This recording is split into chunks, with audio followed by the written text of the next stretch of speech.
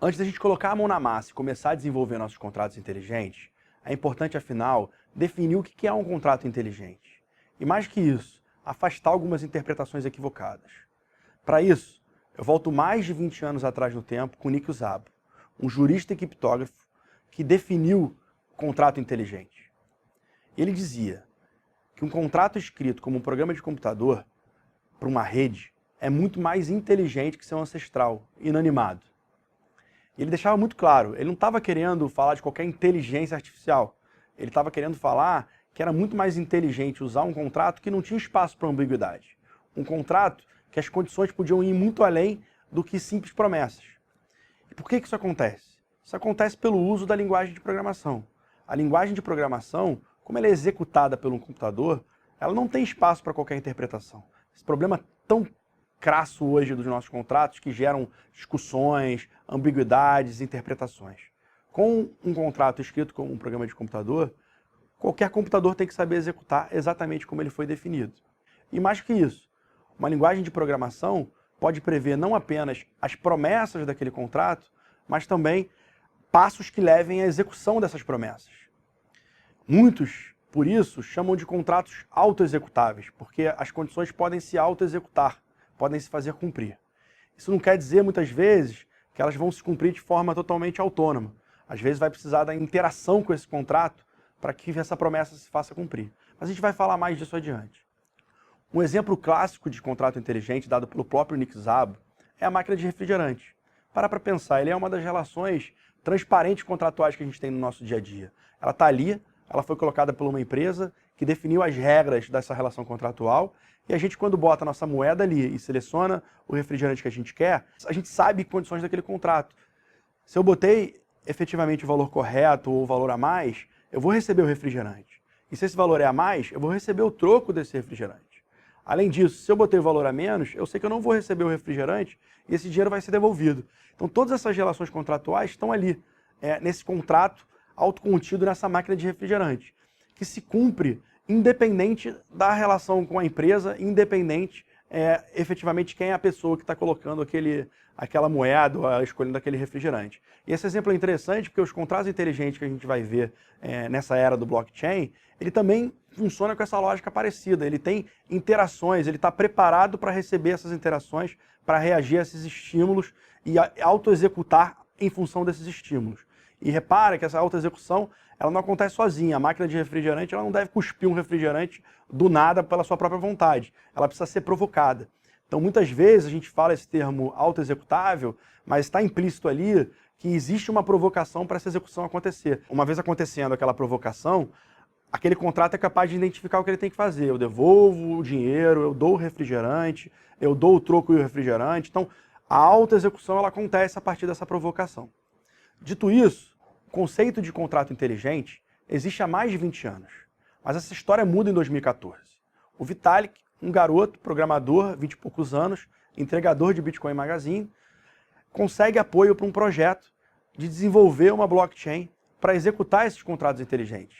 Ou seja, capaz de executar qualquer natureza de relação contratual com todas as propriedades do blockchain de mutabilidade, de descentralização de poder e transparência. Isso eleva esse conceito de contrato inteligente para outro patamar, capaz de mediar relações entre pessoas no mundo inteiro que não necessariamente confiam uma nas outras, criando possibilidades incríveis. A gente escolheu nesse curso aprofundar os conhecimentos exatamente nessa plataforma, por ser uma das primeiras a efetivamente entregar o conceito de contratos inteligentes na sua plenitude e por ser um blockchain público muito conhecido e muito utilizado no mundo todo. Agora, os conceitos adquiridos nesse curso, tanto de programação quanto de contratos inteligentes, vão servir na sua jornada para outras plataformas e outras tecnologias que estão aí surgindo a cada dia. Independente da tecnologia que você escolher, existem 3 passos fundamentais para a compreensão do contrato inteligente. O primeiro é que você vai redigir esse contrato, ou talvez o termo mais correto seja programar, pensando na interação com uma ou mais partes. Então você está desenvolvendo esse contrato e ele vai ficar imutável pensando na relação que ele vai se desenvolver com outras partes. Em segundo lugar, uma vez desenvolvido, você vai colocar esse contrato na blockchain. E a blockchain vai garantir que esse contrato ele não vai se modificar, ele vai ser executado exatamente como ele foi programado, independente da sua vontade. O terceiro passo, muito importante, é uma vez ele esteja na blockchain, ele fica acessível para todo mundo que tem acesso àquela blockchain. No caso de uma blockchain pública, qualquer um. No caso de uma blockchain permissionada, quem tem permissão para estar naquela blockchain. Mas o fato é que qualquer um dessa rede vai poder invocar, vai poder interagir com esse seu contrato. Não significa que você não pode ter condições ali naquele contrato que determinadas situações são exclusivas para determinados usuários, para determinado conjunto de usuários. Mas isso não impede que as pessoas saibam que esse contrato está ali e tomem conhecimento da existência desse contrato. Ele fica ali disponível na blockchain para todos, de forma transparente para quem ali faz parte desta blockchain. Ao tornar esse contrato disponível na blockchain, os usuários podem interagir com esse contrato. E essas interações podem modificar o estado do contrato. E aí fique claro, a gente está falando do estado, a gente não está falando do código do contrato. Esse código está na blockchain, é imutável. Mas a cada vez que as pessoas interagem com esse contrato, por exemplo, transferindo criptomoedas para esse contrato, aquele saldo, aquele estado de saldo daquele contrato tem que ser aumentado. Um contrato executando e transferindo criptomoedas para outra pessoa, ele tem que efetivamente diminuir aquele saldo, então aquele estado ele é diminuído. Então, assim como acontecia para gravar as transações, por exemplo, na rede do Bitcoin, vai acontecer na rede do Ethereum ou nas outras redes com contrato inteligente, a modificação do estado do contrato. Então, essa modificação do estado do contrato é essa transação. A transação é a modificação do estado do contrato que gera um novo estado. E com todos os conceitos do blockchain. Cada transação precisa ser validada, a transação é juntada em bloco, ela é armazenada como uma cadeia, tudo isso para manter a imutabilidade e a confiança de que aquele código foi executado exatamente da forma que ele foi planejado. Então essas mudanças de estados podem acontecer e elas só acontecem se existe a validação da rede. Então todos aqueles conceitos que a gente conhece bem do blockchain se aplicam nessa rede do Ethereum e se aplicam em outras estratégias aí de contratos inteligentes, outros blockchains que suportam contratos inteligentes e com a mesma lógica de poder ter variações aí na forma de implementar. Fato é que uma vez esse contrato disponível, você pode interagir com ele modificando esse estado do contrato.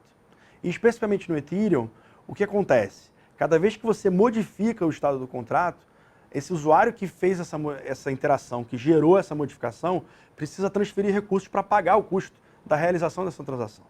Então existe esse conceito, que é um conceito chamado de gas, que é como se fosse uma taxa para que você transacione com esse contrato, para que você interaja com esse contrato, gerando modificação de estado.